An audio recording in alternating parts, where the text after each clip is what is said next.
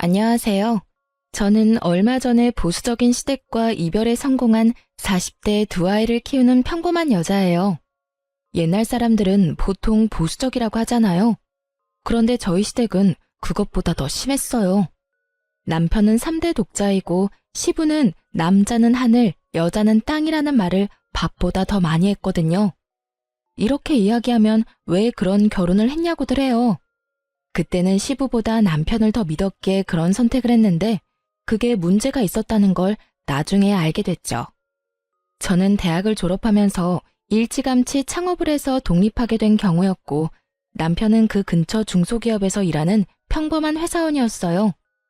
제가 남편을 택한 이유는 딱 한 가지였어요. 상냥하고 부드럽고 폭력적이지 않다는 거요. 저의 친부는 술만 마시면 사람을 때리는 개차반 같은 인간이었거든요. 솔직히 지금도 입에 올리고 싶지도 않고 머리로 떠올리기도 싫어요. 그런 친부와 정반대의 사람이 남편이었어요. 무슨 일이든 트러블을 만들려고 하지 않았고 언제나 나긋나긋한 말투를 썼어요. 그렇지만 모든 사람이 완벽할 순 없잖아요. 남편도 문제가 있었어요. 줏대가 없다는 거였죠. 그렇지만 제가 남편 목만큼 뚝심이 있었으니 그때는 이마저도 괜찮다는 생각이 들었거든요. 이 사람과 결혼하면 내가 그리던 결혼 생활을 할 수 있을 거라고 생각했는데 그 생각은 시부를 만나고 바뀌었어요. 그래, 아가씨 부모님이 안 계신다고?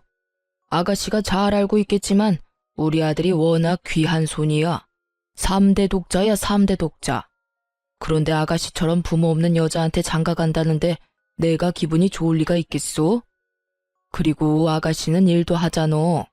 자기 가게다 뭐다 말만 좋지 남편 아래로 알고 내줘도 못할 것 같은데 나는 이 결혼 반대야. 살다 일을 한다는 이유로 자기 아들이랑 결혼시키지 않고 싶다는 말을 들을 줄이야.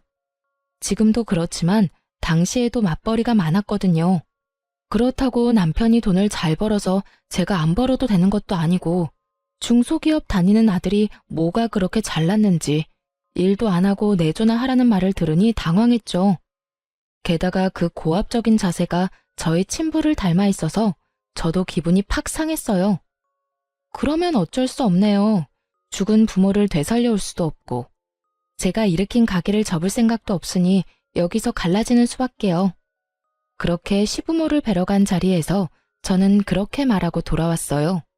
남편이 쫓아와서 제게 다시 한번 생각해보라며 애원을 하더라고요. 이 남자 생각하면 결혼하는 게 나쁘지 않은데 그 시부를 보고 살 생각을 하니 선뜻 내키지가 않았어요. 원래 부모가 싫어하는 결혼은 하는 거 아니라잖아. 일단 생각 좀 해보자. 그렇게 말하고 돌아왔는데 며칠 뒤 저는 그 말을 번복해야 했어요. 속이 안 좋고 울렁거리더니 생리를 하지 않더라고요. 워낙 불규칙적이라 애가 생겼을 거라고는 생각도 못했는데 산부인과에 가보니 이미 8주였어요. 아이의 심장이 뛰고 있더군요. 그 길로 남편을 찾아가 말했어요. 애가 생겼다고요. 남편은 뛸 듯이 좋아했어요. 자기가 아빠가 된다는 것도 저와의 결혼이 어떻게든 이루어질 수밖에 없다는 것도 그 사람에게는 모두 좋은 일이었던 것 같아요. 그렇게 20주째 되는 날 시댁에 다시 갔어요. 아버지, 저 이 사람하고 무조건 결혼할 겁니다. 이 사람 제 아이 가졌어요. 그것도 건강한 아들이에요. 제가 임신을 했다는 말에 시부의 눈이 동그래지더니 아들을 가졌다는 말에는 크게 한박웃음을 짓더군요. 아들? 진짜 아들 맞다고 하던? 네, 16주에 이미 아들인 거 확인했고 여기 오기 전에 한 번 더 확인했어요. 아들이 확실하답니다. 그러니까 저희 결혼 허락해 주세요. 제 손을 꼭 잡은 남편을 지그시 보던 시부가 고개를 끄덕이더군요. 손 귀한 집안의 아들을 먼저 안겨주다니 이 결혼을 허락 못할 것도 없지.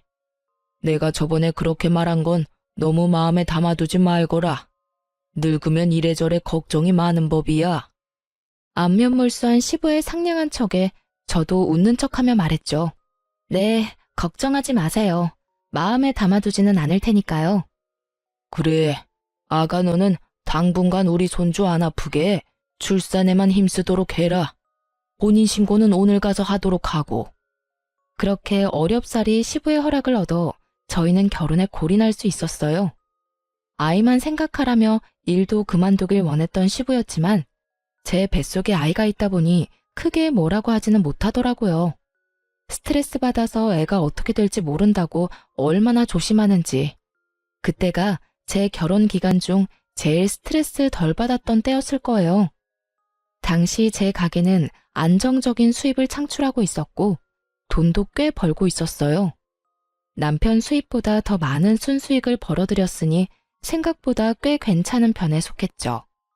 그래서 가게를 그만둘 생각은 눈꼽만큼도 없었어요.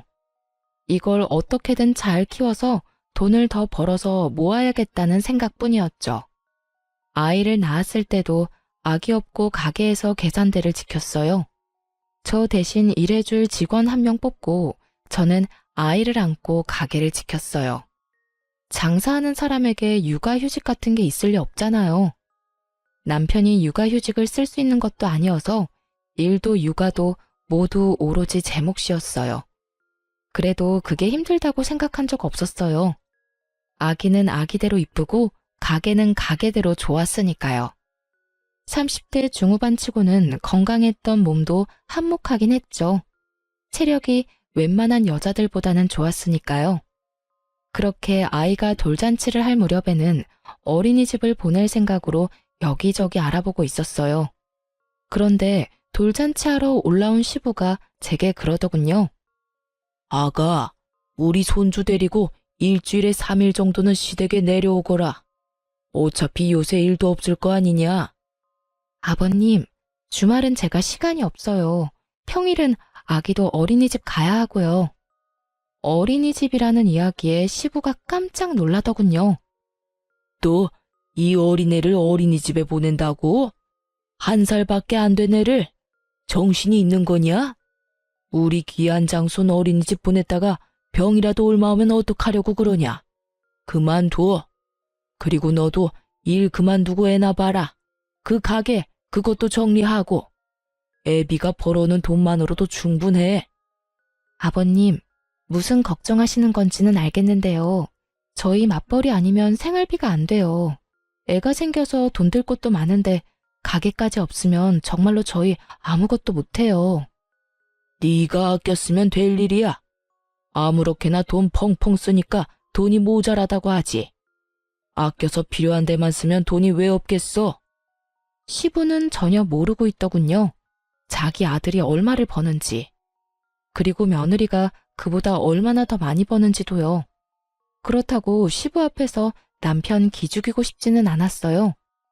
그리고 너 가게 일 바쁘다고 내줘도 못하고 그러는 거 내가 다 알고 있어. 우리 아들이 얼마나 귀한 아들인데.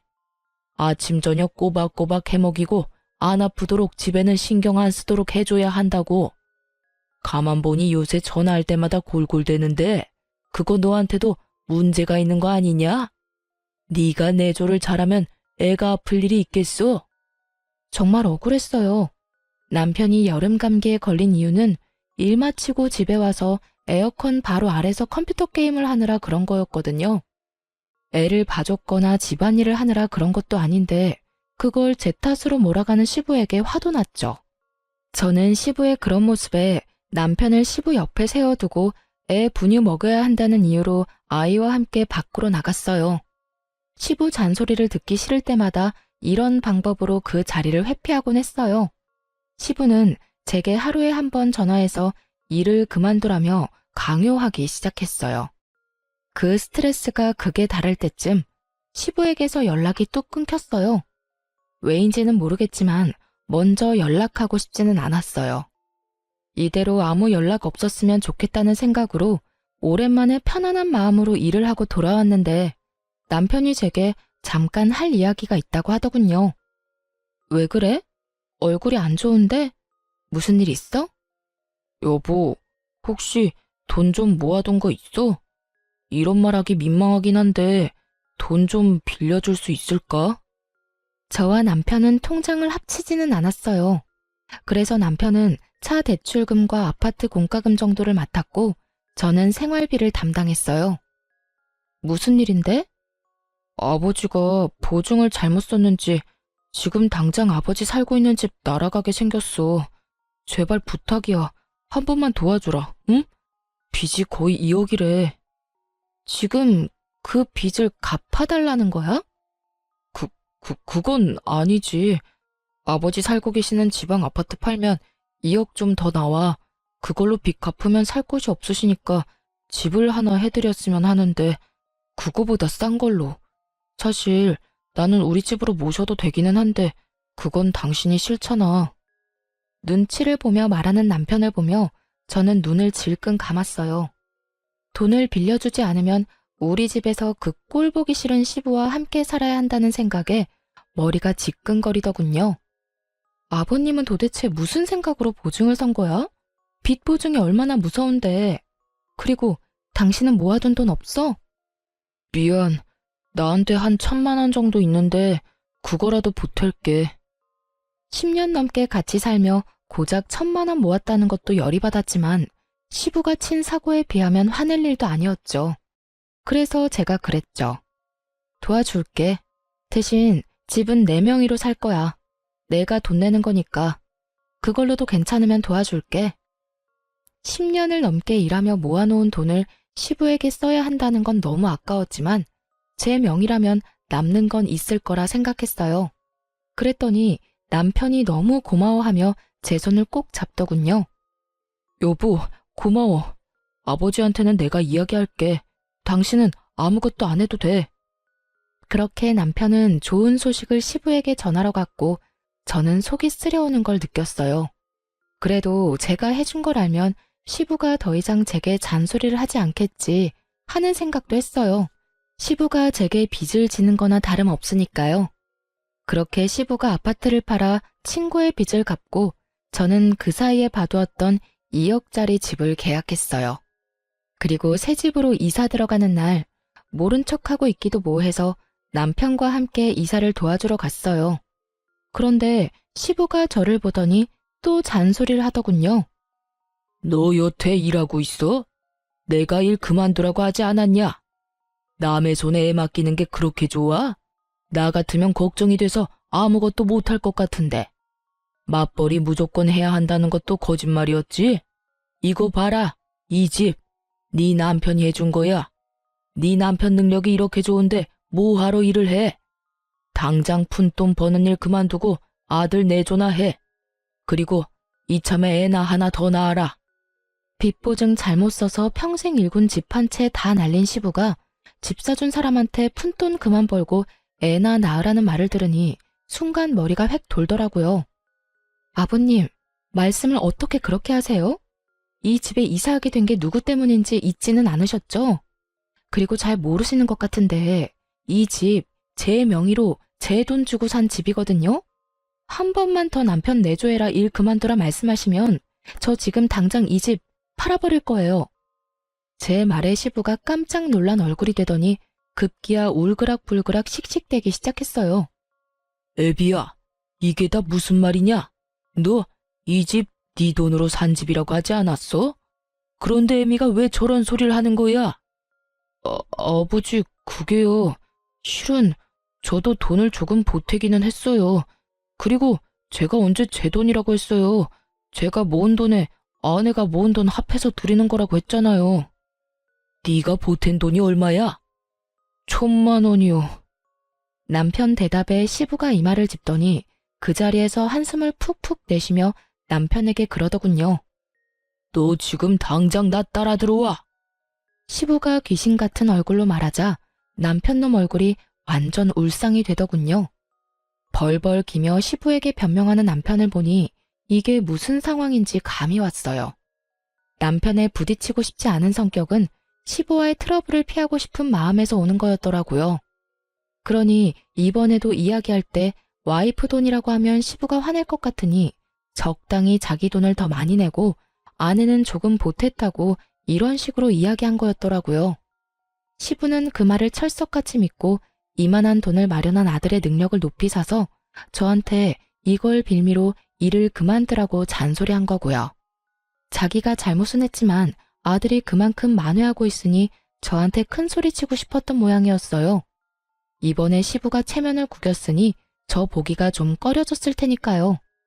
그런 와중에 오히려 저한테 더 큰 소리 치고 싶었던 건지도 모르죠. 그런다고 이미 망한 이미지가 되살아나는 것도 아니고 빚보증 섰던 게 없던 일이 되는 것도 아닌데 말이죠. 어쨌든 그렇게 안방으로 끌려 들어간 남편은 시부에게 먼지 털리도록 맞고 욕을 한 바가지를 들었어요. 근데 웃긴 건 시부가 나한테 무례하게 군 건데 애먼 남편 놈만 혼내고 저한테는 사과 하나 없던 점이었어요. 그래도 저는 이해했어요. 왜냐하면 그 뒤로 시부가 저한테 잔소리 전화를 한 통도 안 했거든요. 큰 돈을 썼지만 일단 내 이름으로 된 내 돈으로 묶여있고 시부의 잔소리까지 막아줬으니 지출이 아니라 투자라고 생각하자고 저 편한 대로 생각하기로 했어요. 그렇게 시부의 일이 어떻게든 해결되고 그 뒤에는 정말 마음의 평화만이 있을 줄 알았어요. 그런데 삶이라는 게 어떻게 이렇게 제 마음대로 안 되는지 한창 가게가 잘 되던 중에 감염병이 터진 거였어요. 대한민국 자영업자들의 무덤을 만들던 그 질병은 저희 가게도 휩쓸었어요. 동네 손님 위주의 배달을 하지 않던 저희 가게는 그야말로 매출이 직각으로 추락하기 시작했어요. 아니, 추락이 아니라 터진 직후에는 0이었죠. 가게를 접어야 하는 게 아닌가 고민을 해야 할 정도였어요. 직원들도 모두 내보내야 했어요. 그래도 배달을 적극 활용하면서 조금이나마 입에 풀칠은 할 수 있게 됐어요. 그렇지만 나가는 돈이 있으니 그 정도 벌어서는 벌어들이는 순수익이 없었어요. 팔아도 적자를 면하지 못하는 상황이었죠. 모아둔 돈이라도 수중에 있었다면 차라리 싹 다 접고 새로 시작할 생각을 할 수도 있었겠지만 모아둔 돈을 시부집 사느라 다 썼으니 남은 것도 없었어요. 여보, 가게 지금 너무 어려워. 혹시 모아놓은 돈 있으면 좀 빌려줄 수 있어? 오, 나 모아둔 돈 없는데.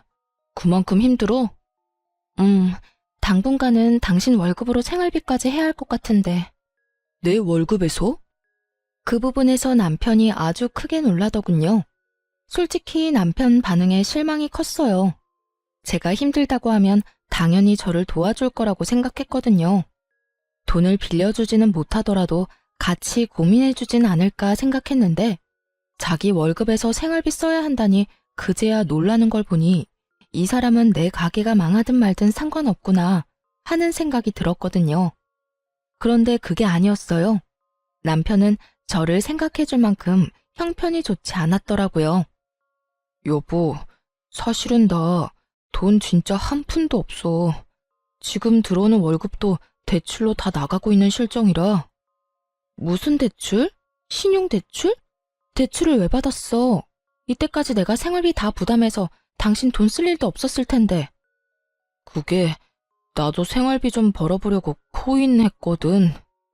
코인이라는 말에 순간 눈앞이 캄캄해지더군요. 코인의 마지막이 대박인 사람이 그리 많지 않잖아요. 이 말을 이 최악의 순간에 들으니 마치 지독한 악몽을 꾸고 있는 기분이 들었어요. 대출 받아서 코인 했으면 다 빼면 되잖아. 손 털고 나오면 그만 아냐? 제발 별거 아니었으면 하는 마음에 가볍게 말해봤는데 남편 얼굴 표정은 별거 아닌 얼굴이 아니었어요. 잔뜩 눈치를 보는 그 표정을 제가 모를 수가 없었죠. 사고를 치기는 쳤구나. 그 생각부터 들었어요. 그래서 다그쳤죠. 설마 마이너스야? 얼마나 마이너스인데? 대출을 왜 받은 건데 있는 돈으로 한 거 아니었어? 그게 대출을 여러 군데 받았어. 차 담보로 대출 받고 또 있지? 그게 집 담보로 대출도 받고. 뭐? 집은 공동명의인데 무슨 대출이야. 내 허락 없이 대출 못 하잖아. 그게 대출한 곳이 내가 아는 사람이 일하는 곳이었거든. 물어보니까 가능할 수도 있다고 해서 했는데 되더라고. 당신이 알면 당연히 못하게 할 것 같아서 그래서 그거 받아서 코인했는데 처음에는 맹세코 진짜 수익률 좋았어. 당장 대출 다 갚을 수 있을 줄 알았는데 점점 안 좋아지더니 수익이 지금은 많이 마이너스라서 그냥 두고 올라올 때쯤 파는 게 낫지 않을까 하고. 미쳤어. 정신 나갔냐고. 지금 우리 생활비 당신 월급으로 다 충당해야 돼. 그런데 그 돈으로 대출 갚으면 우리는 무슨 돈으로 먹고 살아? 지금 당장 다음 달 나가야 할 돈도 어마어마한데 당신까지 나 이렇게 힘들게 만들 거야? 나라고 나쁜 생각으로 그랬겠어? 나도 당신한테 도움되려고 그런 건데 애 크면 돈도 필요할 것 같고 일 그만둬도 용돈벌이 정도는 할 수 있을 것 같아서. 재수 없는 소리 하지 마. 당신 일을 왜 그만둬? 지금 당신 일 그만두면 우리 다 망하는 거 알지? 허튼 생각하지 말고 회사에 딱 붙어 있어.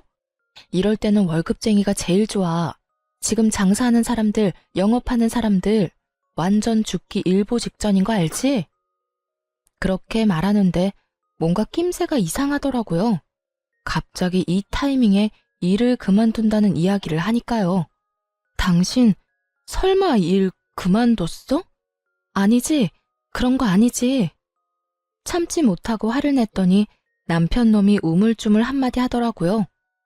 그게 나 회사에서 해고 될 것 같은데. 뭐? 하룻밤 안에 폭탄 발언을 이만큼 많이 들을 줄이야. 정말 가슴이 너무 두근거리는 것이 심장마비가 올 것처럼 가슴이 꽉 막힌 것처럼 아프더라고요. 나중에야 그게 화병이었다는 걸 알았지만 이때는 정말 제가 뭔가 잘못될 것만 같았어요. 해고를 당신이 왜? 남편은 고개를 들지 못하고 있었어요. 제가 물어도 아무 말 없다가 다그치자 그제야 입을 열더군요. 회사에서는 근무 태만이라고 하는데 내가 봤을 때 그 정도는 아니고 사실은 일하다가 내가 잘못해서 문제가 좀 생겼거든. 근데 그게 완전히 내 잘못이라기보다는 그걸 확인해야 하는 사람이 확인을 잘못한 것도 있고 내 책임만은 아닌데 내가 다 뒤집어 쓰고 나가는 거라. 그만. 나한테 설명하지 마.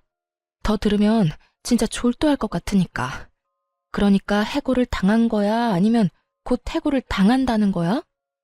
일단 이달 말까지 일하고 나오지 말라고. 며칠 남지 않았더라고요. 말일까지. 미쳤어. 가게가 망해가는 걸 보면서도 그런 짓을 저질러? 이제 어떡할 거야? 우리 지금 집도 반은 날아갔고 차도 대출금 못 갚으면 날아가는 거야. 무슨 정신으로 이런 미친 짓을 저질렀어? 내가 힘들면 당신이라도 버텼어야지. 해결 방법이 왜 없어? 나한테 다 방법이 있어. 우리 아버지 계신 곳으로 내려가자. 거기 내 고향이잖아. 친구가 일자리 소개시켜준대.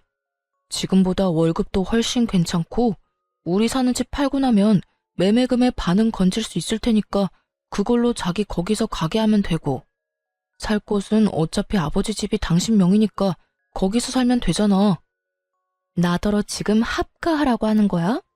멀쩡한 집 반토막 내놓은 주제에 나더러 내 집에서 식모살이 하라고?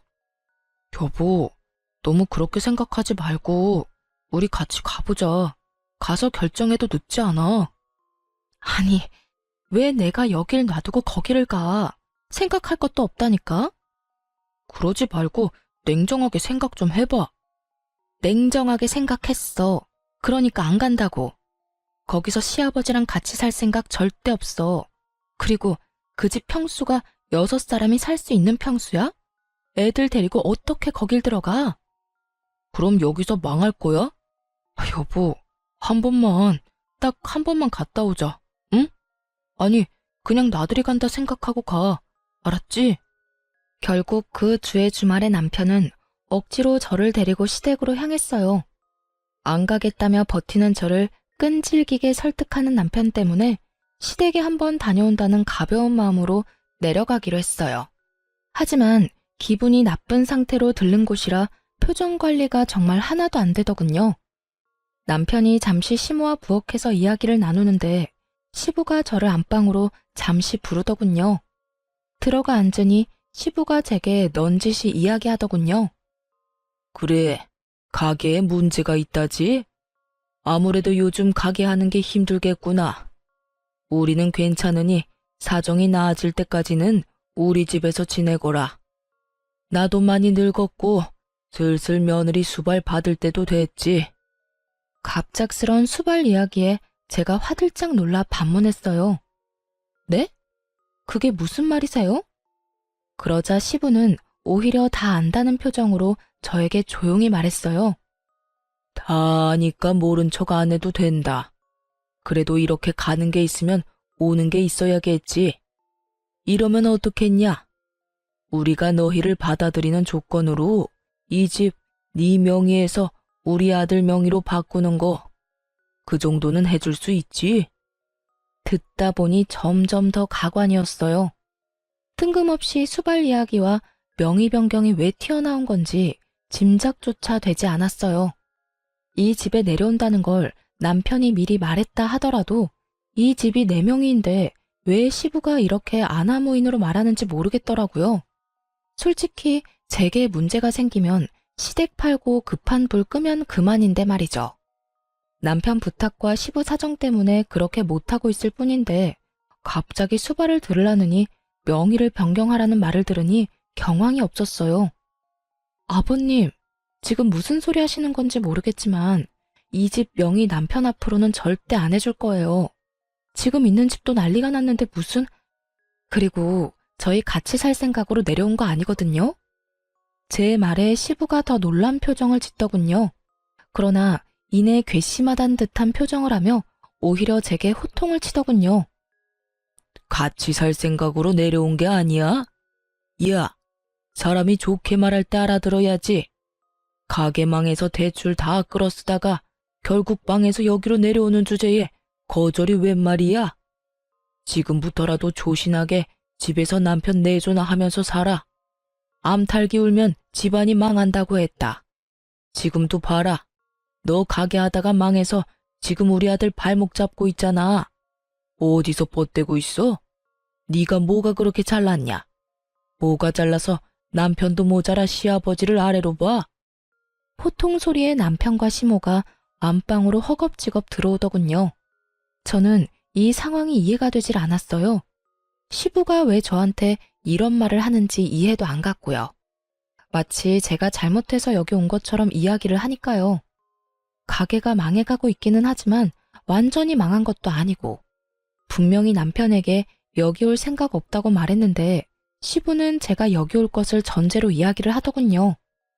네가 우리 아들 앞길 막은 거 생각하면 이 집을 우리 아들한테 주고서라도 사죄를 해야지. 뭐가 그렇게 잘났어? 이 집 사주고 이게 온전히 네 거라고 생각하면 곤란하지. 네가 일을 했을 때라면 몰라도 지금은 돈도 다 떨어졌고 내 아들 앞날 막은 것만으로도 이 집은 네 것이 아니라 내 아들 거라고 해도 과언이 아니지. 가만 보니 제가 남편이 한 짓을 모조리 뒤집어 쓰고 있더군요. 저는 어이가 없어서 웃음밖에 안 나왔어요. 시부 말을 요약해보면 내가 내 돈으로 이 집을 샀지만 내가 사고를 쳤으니까 이 집에 대한 권리는 이제 더 이상 내게는 없다는 걸 말해주고 싶은 모양이었어요. 이게 사실이라면 그렇겠지만 이 모든 게 사실이 아니잖아요. 저는 중간에 뛰쳐들어온 남편놈 얼굴을 삐딱하게 바라봤어요. 이게 무슨 일인가 눈치만 살피고 있더군요. 이 남자가 중간에서 자기가 한 짓을 고스란히 제 잘못으로 돌려놨고 그 이야기를 시부가 철석같이 믿고서는 저를 이렇게 모함하고 있는 상황이었어요. 시부도 시부지만 남편에게도 정말 이번만큼 심각하게 실망한 적은 없었던 것 같아요. 저는 다 내려놓고 제 짐을 정리했어요. 그리고 남편 앞에 가서 말했죠. 이혼하자. 이런 식으로는 못 살아. 당신이 무슨 잘못했는지는 알고 있지? 두 번 말 안 해. 원래대로 다 돌려놓으면 합의, 못 돌려놓으면 소송이야. 집에 갈 테니까 넌 오지 마. 올라오면 내 손에 죽는다.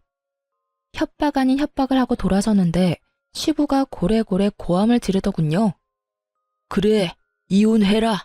다 네 탓이니 집이랑 손주는 놔두고 꺼져. 집안의 온갖 문제는 다 일으켜놓고 네가 뭔데 먼저 이혼을 하라 말아야? 시부 말에 어깨를 으쓱하며 대꾸했어요. 궁금한 건 아버님 아들한테 물어보세요. 저는 더 할 말 없어요. 그렇게 집으로 온 저는 변호사부터 찾아갔어요. 그리고 이혼 소장부터 남편에게 보냈죠. 이건 정말 참을 수 없는 상황이었거든요. 그랬더니 남편놈이 놀라 집으로 냉큼 올라오더군요.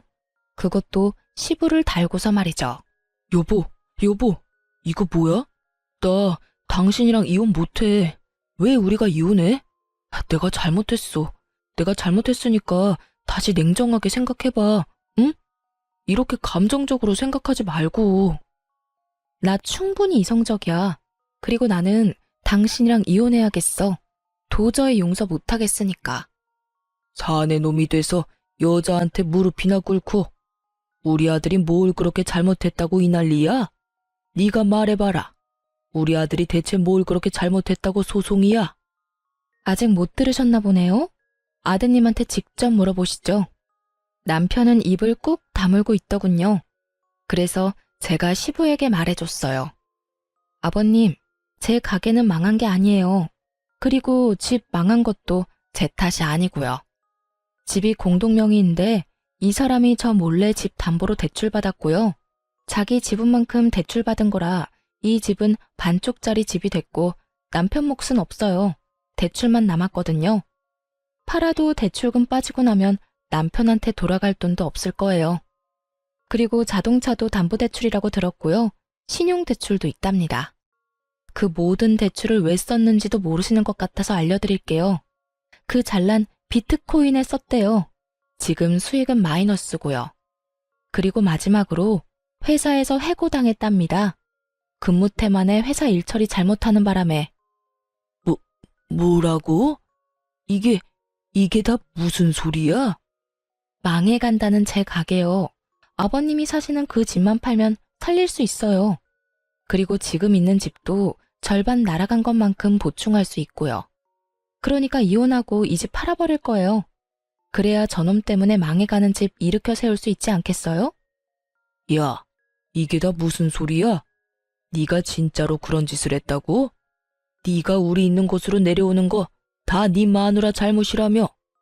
마누라가 이것저것 대출 끌어다 써서 우리 집에 온다고 하지 않았어? 제 예상대로였어요. 남편놈은 시부에게 이 모든 상황에서 잘못은 와이프라고 거짓말을 했더라고요. 자기가 잘못했다는 이야기는 조금도 꺼내지 않고 아내의 잘못으로만 몰아가니 시부는 기세등등해서 자기 본심을 그대로 저한테 드러냈고요. 그때 본심을 숨기고 저한테 잘해줬다면 저도 모르게 시부에게 잘해줄 뻔했어요. 속으로 여전히 저렇게 정신 나간 생각하는지도 모르고 말이죠. 그런데 더 웃긴 건 남편 반응이었어요. 왜 때려요? 제가 왜 그런 말을 했겠어요? 제 잘못인 거 알았으면 아버지가 가만히 있었겠어요? 저한테 화내고 마누라 치마폭에 쌓여 산다고 또 혼내실 거였잖아요. 그리고 좋게 넘어갈 수도 있었던 거 아버지가 허튼 소리 하는 바람에 다 망한 거잖아요. 아버지가 공동명의니 수발을 들라느니 그런 말만 안 했어도 우리가 이혼하게 될 일은 없었다고요. 다 아버지 탓이에요. 아프다고요. 그만 때리세요. 이놈이, 너는 더 맞아야 해, 이놈아. 어디서 거짓말할 데가 없어서 아비한테 거짓말을 해. 그것 때문에 지금 내가 무슨 꼴을 당했는지 알기는 하는 거야? 몰라요. 그거 다 아버지가 한 거잖아요. 저한테 덮어씌울 생각하지 마세요. 정말 철이 없어도 이렇게 없을 수가. 10년 가까이 데리고 산 남편의 모습에서 제 첫째 아들의 모습이 보인 건 착각이었을까요? 아들은 애라서 그렇다 존 치지만 이 남자는 이 나이 먹도록 철은 어디로 빼돌렸을까요? 한바탕 남편놈 등짝을 두들겨 패던 시부가 힘이 빠진 듯 후회 가득한 표정으로 제게 묻더군요. 아가, 정말로 그 집 팔 생각이냐? 네, 당연히 팔 거예요. 그 집을 팔아야 집도 살리고 가게도 살릴 수 있거든요. 어떻게 하면 안 팔고 우리가 살 수 있도록 해줄 수 있겠냐? 나는 정말로 몰랐다. 아들이 이런 짓을 저질렀다는 줄은. 그리고 나한테 그런 거짓말 할 줄도 몰랐어. 이게 내 잘못은 아니지 않냐? 남편이 거짓말한 건 아버님 잘못이 아니죠. 그런데 그 거짓말에 휘둘린 건 아버님이잖아요. 설사 제가 정말로 그런 짓을 저질렀다 하더라도 가족이면 어떻게 된 일인지, 괜찮은 건지 먼저 물어봐야 정상 아닌가요? 어쩔 수 없는 상황이었어요. 장사하는 사람들 모두가 힘든 상황이었다고요. 도움 같은 거 바라지도 않아요. 그냥 괜찮냐 한마디만 했었더라도 이렇게 화가 나고 열받지는 않았을 거예요. 오히려 아버님한테 더 잘하려고 했겠죠. 그런데 제 가게 망해간다는 말하면서 아버님이 저한테 뭘 요구하셨는지 기억하시죠? 수발도 들고 집도 남편 명의로 해달라고 요구했잖아요. 겨우겨우 살아난 사람한테 다시 죽으라고 하는 것과 뭐가 다르나요? 아버님이 하신 행동이 그런 행동이에요. 그리고 그게 진심이었으니 더 용서 못하는 거고요. 그건 진심이 아니었어. 네가 아니라 우리 아들이 그런 짓을 저질렀다는 걸 알았다면 아들을 혼냈을 거다. 그러니까 이렇게 된 건 내 탓이 아니야. 제 말에 시부가 눈을 질끈 감으며 망연자실한 표정으로 열심히 현실 도피를 하더군요. 시부가 말을 끊자 이번에는 눈치만 살살 보던 남편놈이 제 손을 꼭 붙잡으며 말하더군요.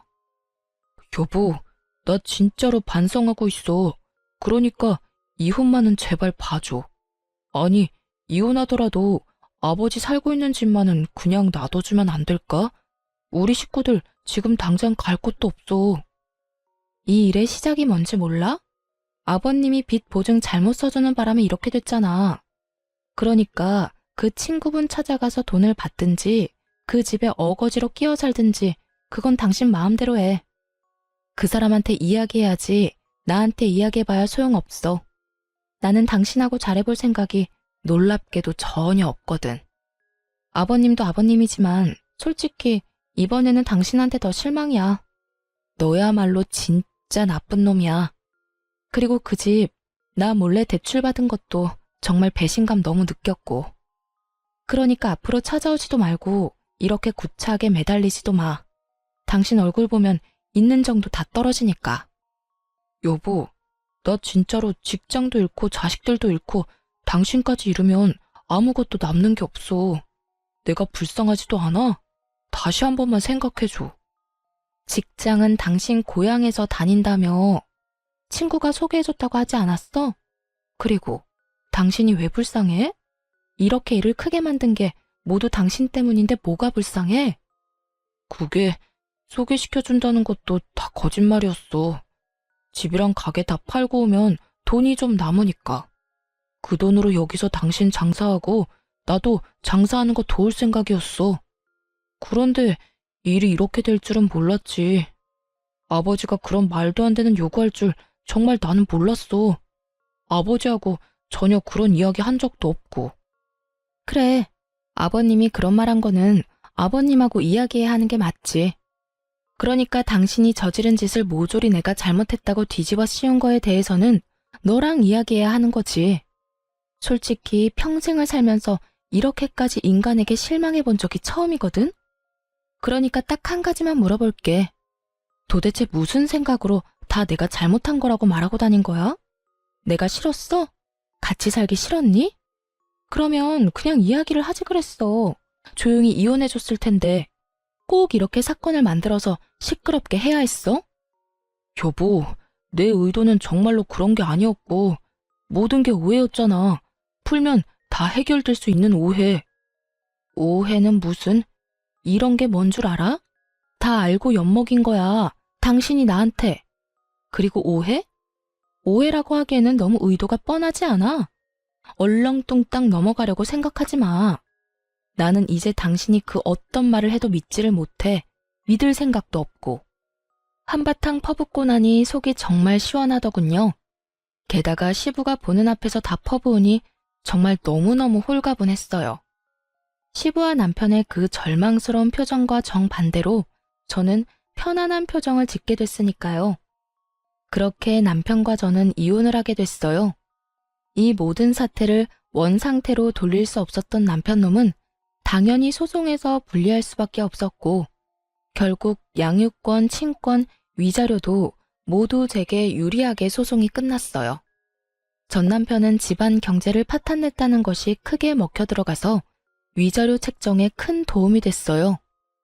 시부와 남편이 사는 그 집도 팔려고 했는데 나올 생각을 안 하고 뻔뻔하게 버티더라고요. 그래서 그것도 소송 걸었어요. 퇴거 소송이요. 소송 걸고 나니 또 전화기 불나도록 끊임없이 전화가 오더군요. 그러나 받을 생각도 없었어요. 그랬더니 이내 연락은 안 오고 소송을 하니 강제 집행이 돼서 결국 그 집에서 나올 수밖에 없었죠. 저는 시댁집을 팔고 남편이 대출을 받았던 저희 집도 팔았어요. 그리고 가게 근처에 작은 평수의 집을 사서 아들과 딸을 데리고 이사했죠. 사실 그 집에서 더 이상 살고 싶은 마음이 안 들더라고요. 그래서 집을 옮겨봤어요.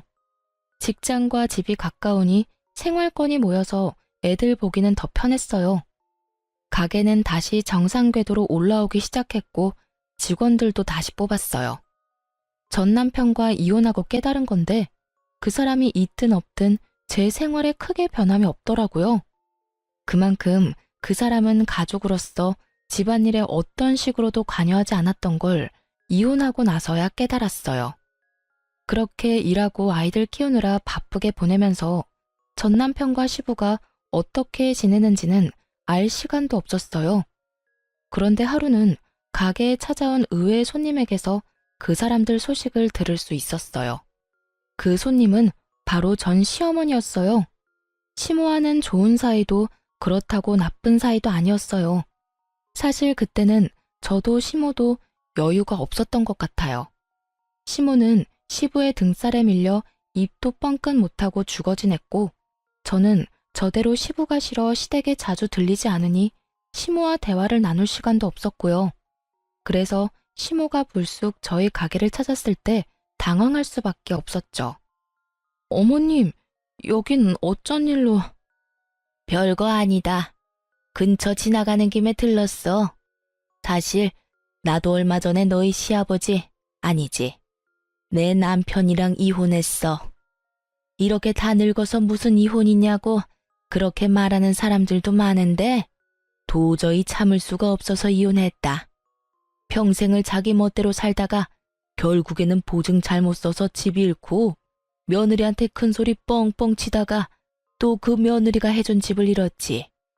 그런데도 똑같더라고. 나한테는 여전히 자기가 뭐라도 되는 양 행동하는 거 있지? 일은 내가 다 하는데 말이지. 들어보니 처음에는 시모가 허드렛 일을 하며 두 사람을 먹여 살린 모양이었어요. 그러다가 결국 두 부자가 하는 행동에 열받아서 이혼하고 그 집에서 나와버린 거고요. 많이 속상하셨겠어요. 어머님 연세도 많은데 일하시려면. 근데 의외로 일하는 건 너무 좋더라. 내 돈 벌어서 눈치 안 보고 내 돈 쓰는 거 너무너무 기분 좋았어. 여태껏 남편 등살에 바깥 일이라고는 못 해보고 살았거든. 매번 남편이 주는 돈으로 아껴가며 생활하고 모자라면 친정에 빌려 쓰고 돈 생기면 갚고 그런 생활을 오랫동안 해왔어. 그러다 보니 돈을 쓸 때마다 눈치가 보이더라고. 근데 이제 그런 거 없이 원하는 대로 쓸 수 있으니까 너무 좋았지. 그럼 어머님은 아예 따로 사시는 건가요? 그래. 속 답답해서 같이 못 살겠더라고. 자식놈은 대출도 못 갚으면서 집안에서 탱자탱자 놀기 바쁘고 남편놈은 예전처럼 어디 가서 거물 흉내내고 싶어서 환장을 했지. 그런데 집도 없고 돈도 없는데 흉내를 내고 싶어도 안 되는 거야. 얼마 전에는 아무것도 없어서 기초생활수급자 신청까지 했어. 그것도 나한테 시키더라. 동네 소문난다고. 겨우겨우 얻은 월세방인데 동네 창피해서 못 살겠다고. 다른 동네 가자면서 떼를 쓰는 통에 아들놈이 데리고 이사 갔다고 하더구나. 그 인간은 여전히 정신 못 차렸어. 그래도 아들놈은 정신이 돌아왔는지 인력사무소 다닌다고 연락 왔었어. 멀쩡한 직장 그대로 계속 다녔으면 이런 힘든 일 할 일은 없었을 거 아니냐. 그 생각만 하면 참, 우리 아들놈도 자기 무덤 열심히 판 거지. 너처럼 돈도 잘 벌고 자식들한테도 잘하고 시부모한테도 잘한 사람이 어딨다고 그런 모자란 짓을 해서 이혼을 당해? 나 같아도 이혼이지. 내 자식인데도 이렇게 미운 거 보면 지 아버지랑 똑 닮아서 그런가 봐. 씁쓸하게 웃으며 말하는 시모를 보니 두 사람이 잘 못 지내고 있는 것만은 확실해 보였어요. 동네에서 떵떵거리며 3대 독자인 걸 무슨 벼슬쯤으로 생각하며 살던 두 부자가 나란히 빚 보증과 코인으로 집안을 말아먹었잖아요. 어디 가서 칭찬받을 짓은 절대 아니고 자랑할 짓도 아니죠. 게다가 여자를 비하하는 시부와 여자에게 빌부터 편하게 살려는 전 남편은 행동은 다르지만 정말 똑같은 것 같아요. 바로 여자를 편한 도구쯤으로 취급한다는 점에서요. 두 사람의 일에 크게 관심이 없었지만 이렇게 전해 듣고 보니 생각보다 형편없어서 역시 사람은 뿌린 대로 거두는가 보다 하는 생각이 들었어요. 특히 시부와 시모가 이혼까지 하게 될 줄은 상상도 못했거든요. 하지만 시부의 헛짓거리에 결국 곁에 있던 사람들이 모두 떨어져 나갈 수밖에 없었죠. 제가 키우는 아이들이 저런 사람들처럼 되지 않도록 최선을 다해 키워야겠다는 다짐을 하게 된 날이었어요. 시부가 마음을 곱게 썼으면 말이죠. 늙어서도 대접받으며 살았을 거예요. 모든 사람들이 그렇듯 좋은 사람에게는 정말로 좋은 대접을 해주고 싶으니까요. 하지만 악독하게 마음을 쓰니 결국은 끝이 좋지 못한 거예요. 자기 팔자 자기가 꼬았다는 거죠. 저도 잊고 살려고 하고 있었는데 우연히 시모를 만나고서 기억이 촘촘히 떠오르더군요. 이런 시부모가 아직도 있나 하는 생각으로 제 사연을 써봤는데 어떠셨나요? 쓰다 보니 길어졌네요. 지금까지 저와 함께 해주셔서 감사합니다.